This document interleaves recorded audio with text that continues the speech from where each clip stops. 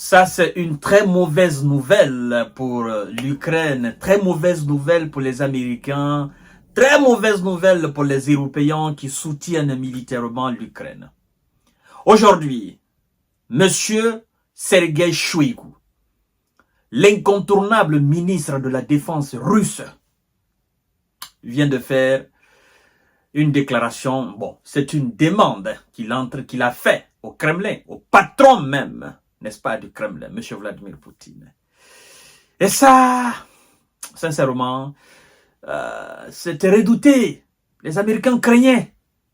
Mesdames et messieurs, vous savez que depuis maintenant quelques jours, la Russie a imposé un rythme infernal, n'est-ce pas, d'attaques que l'Ukraine n'arrive pas à contenir.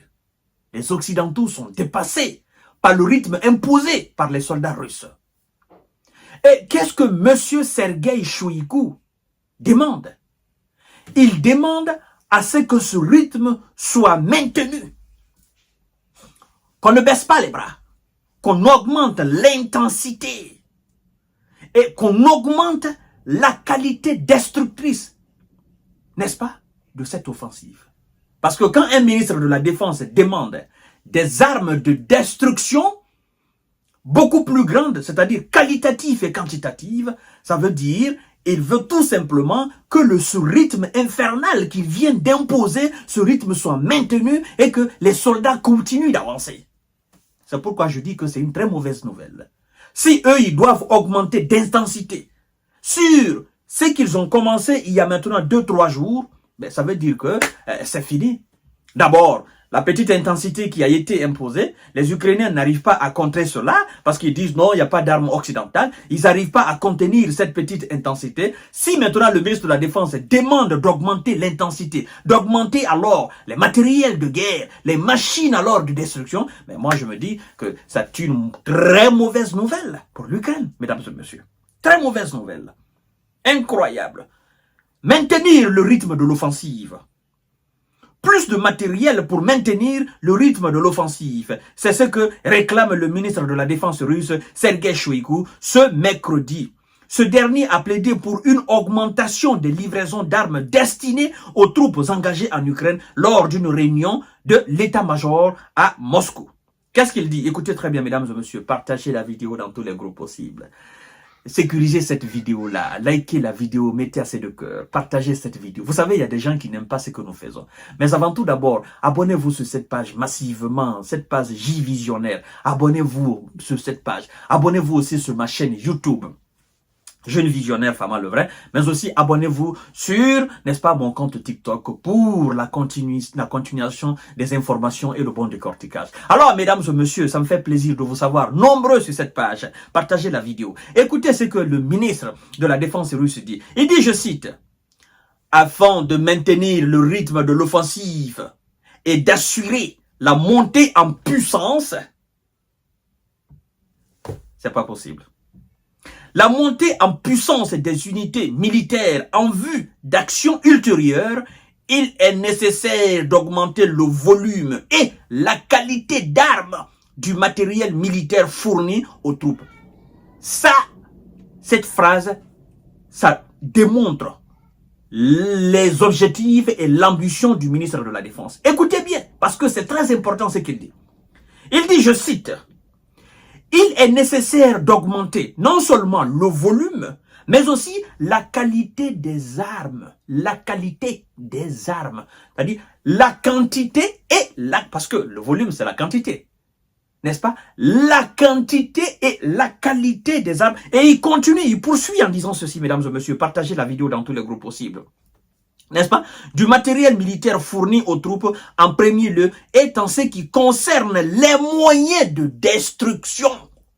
C'est le ministre qui parle là. Chères dames, chers messieurs, chères demoiselles, ça fait 3 mots très importants.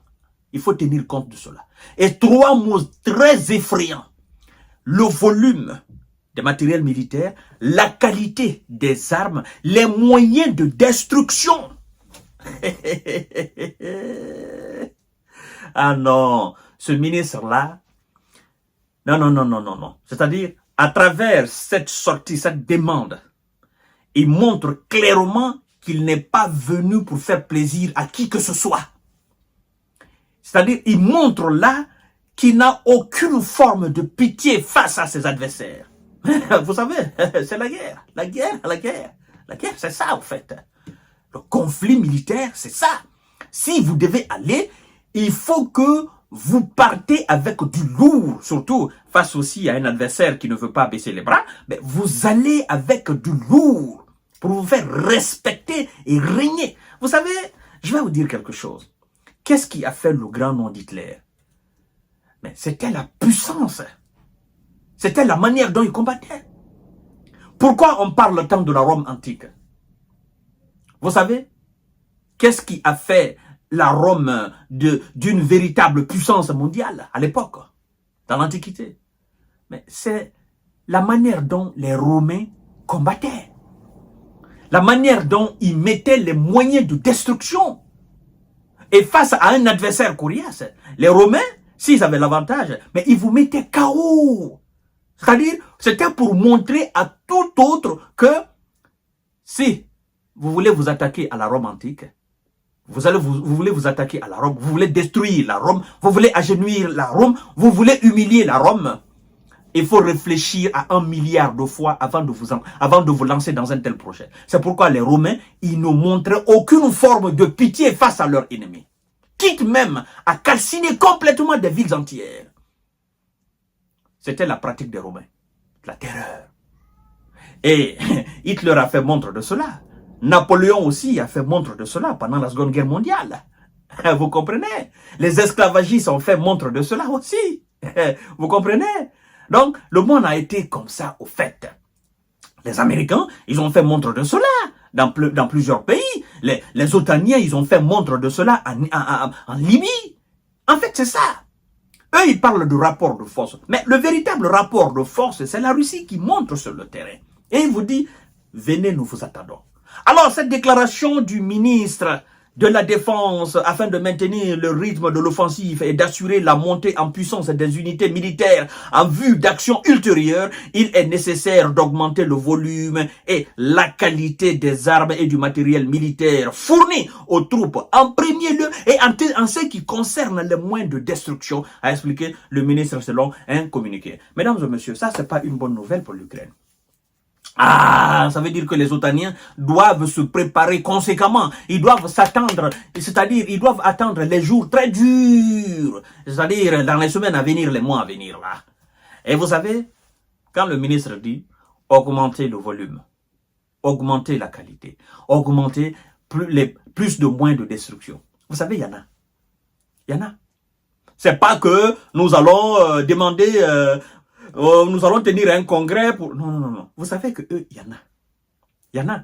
C'est-à-dire, à l'instant où je suis en train même d'enregistrer cette émission-là, les machines, l'industrie militaro-russe est en train, c'est-à-dire, est en train de fonctionner. On est en train de sortir des obus, des missiles à longue portée. On est en train de sortir des chars, des véhicules blindés. On est en train de sortir des bombes FAB. On est en train de sortir tout ce qui est nécessaire pour l'accomplissement, n'est-ce pas, des objectifs russes sur le terrain. À l'instant où je suis en train... On vous a dit 7 jours sur 7, 24 heures sur 24, ces usines ne s'arrêtent pas. Ils produisent. Ils stockent. Et quand le ministre dit, envoyez, nous avons besoin, il faut donner plus. C'est pas en Chine ils vont chercher. C'est pas la Corée du Nord. Encore moins l'Iran. Non, ils en ont dans le stock. C'est pour dire, donner, amener. Les gars ont besoin. Il faut que nous maintenons fermement, n'est-ce pas, ce rythme-là. Il faut que, c'est-à-dire, il faut qu'on aille plus vite maintenant. On a trop duré dans la petite marmaille, dans ce petit jeu de duper. Arrêtez ça maintenant. Il faut qu'on aille. Alors, mesdames et messieurs, moi, ça me fait peur. Ça me fait peur parce que plus de moins de destruction, ben, ils vont mettre ce pays-là à plat. Ah oui? C'est ce que les Américains ont cherché, non? C'est ce que les Européens ont cherché, non? Ben, ils sont en train de récolter. Qui sème le vent récolte la tempête, comme on le dit souvent en français. Alors, chers monsieur, chères dames, chères demoiselles, pour nous les citoyens du monde, ça nous fait énormément mal. Mais puisque ceux qui sont censés mettre un terme à cette affaire ne veulent pas parce qu'ils tirent profit de cette situation, ben, qu'ils n'ont qu'à continuer. Nous autres, nous allons commenter. Partagez la vidéo dans tous les groupes possibles. Dans tout ça là, c'est les Ukrainiens qui souffrent énormément. Et abonnez-vous sur cette page, activez la cloche de notification pour ne plus rater mes vidéos. Merci beaucoup, à tout à l'heure pour notre série d'informations et de